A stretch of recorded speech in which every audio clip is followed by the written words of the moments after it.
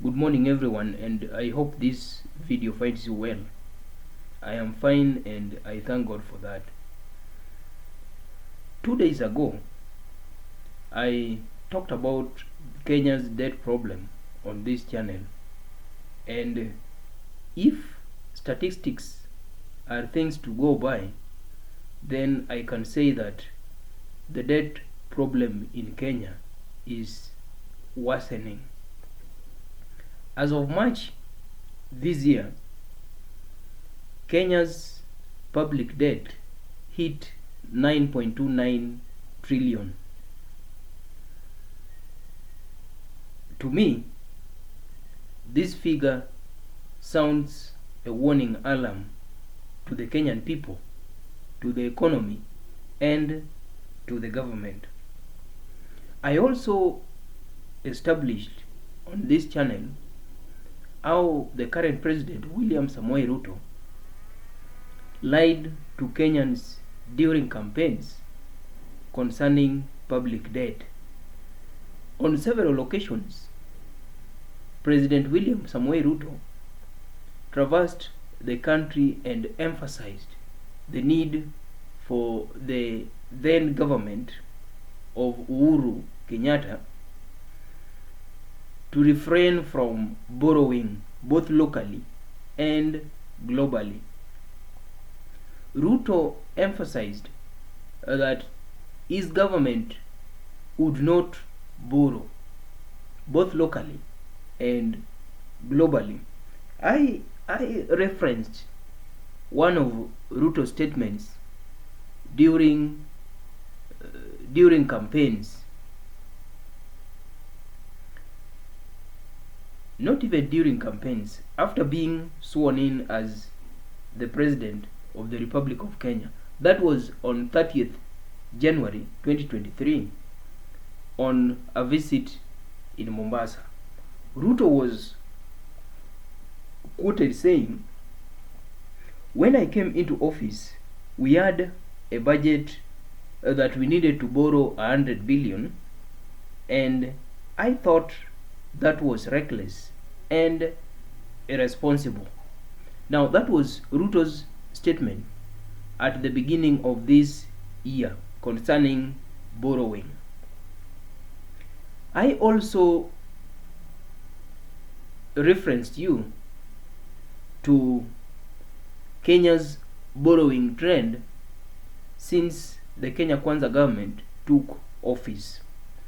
I established that the Nation reported on March 4th, 2023, that the Kenya Kwanza government, or Ruto's administration, was seeking 76.8 billion loan, 76.8 billion loan from the IMF and World Bank to subsidize the 2022-2023 financial year or budget. I also established that on June 16th, 2023, the Nation reported that the Kenya Kwanza government, or Ruto's administration, was seeking to borrow 718 billion at least.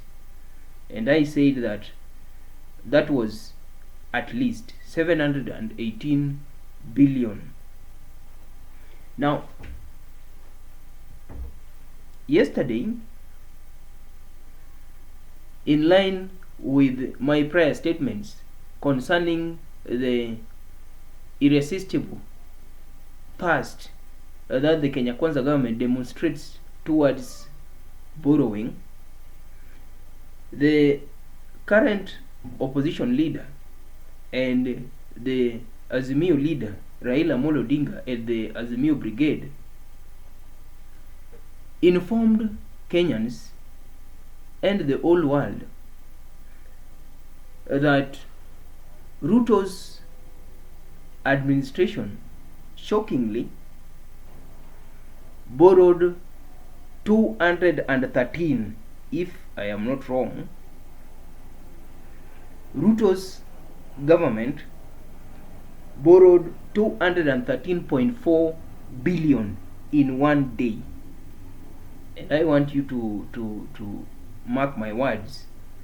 According to Raila Amolo Odinga, Ruto's administration borrowed 213.4 billion locally within 24 hours. At this point, and with these figures,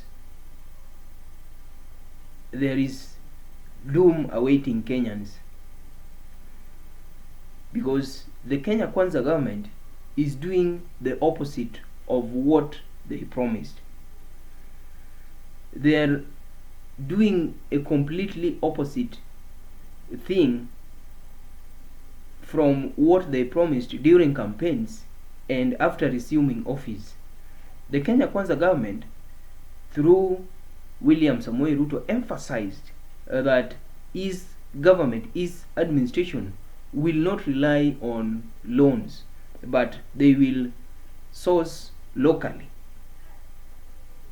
Now, this recent revelation noted that the Kenya Kwanza administration sought domestic loans, that is, loans from the local banks, Equity, and the rest.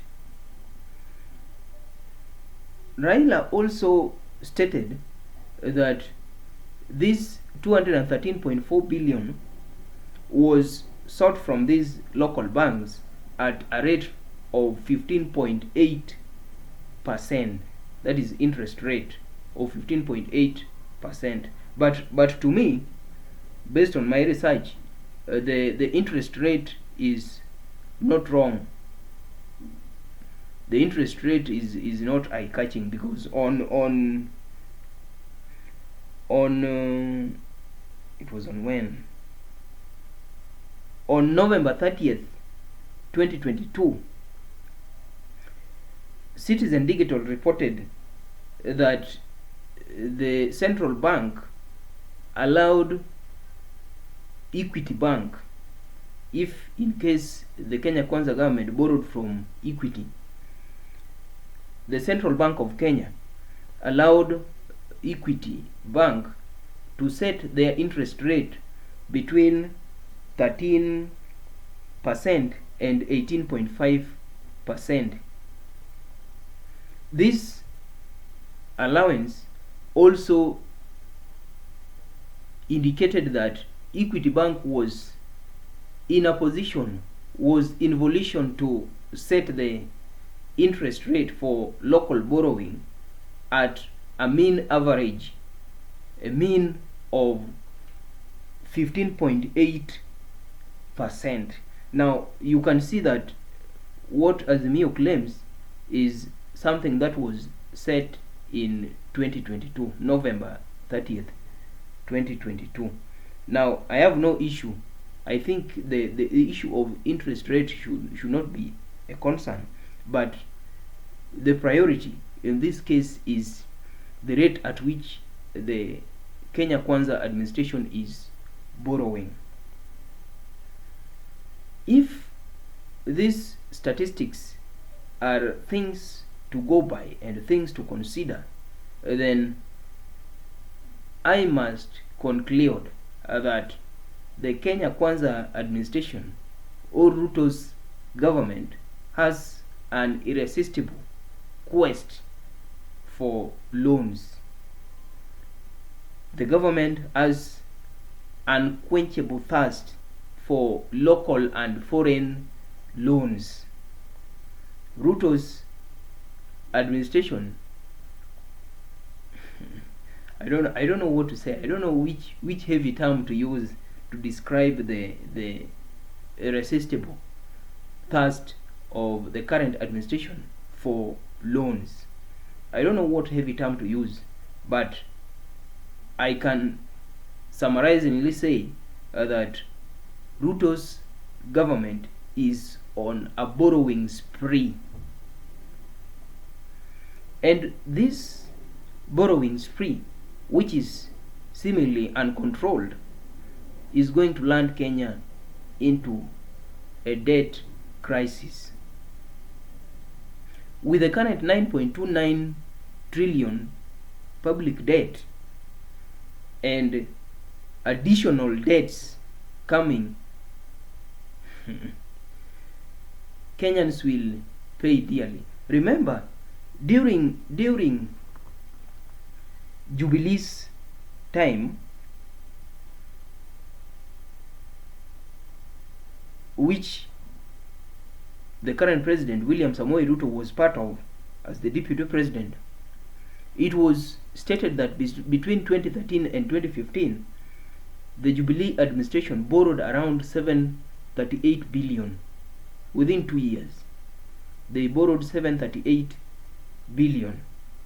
And I gleaned that with the current borrowing, Ruto's government will borrow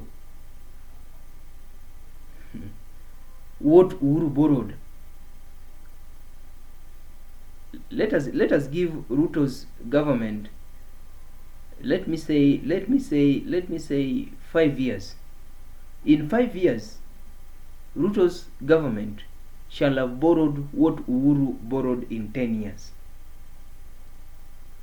That means that Ruto's government will borrow double that of Uhuru. And during Uhuru's time, when between 2013 and 2015, it was stated that every Kenyan child had a debt of 71,000. That was calculated with an average population of 42 million. Every Kenyan child had a public debt, a debt to pay of 71,000. What do you think will be the debt during Ruto's time? Let me say a span of 2 years. How much do you think every child will pay?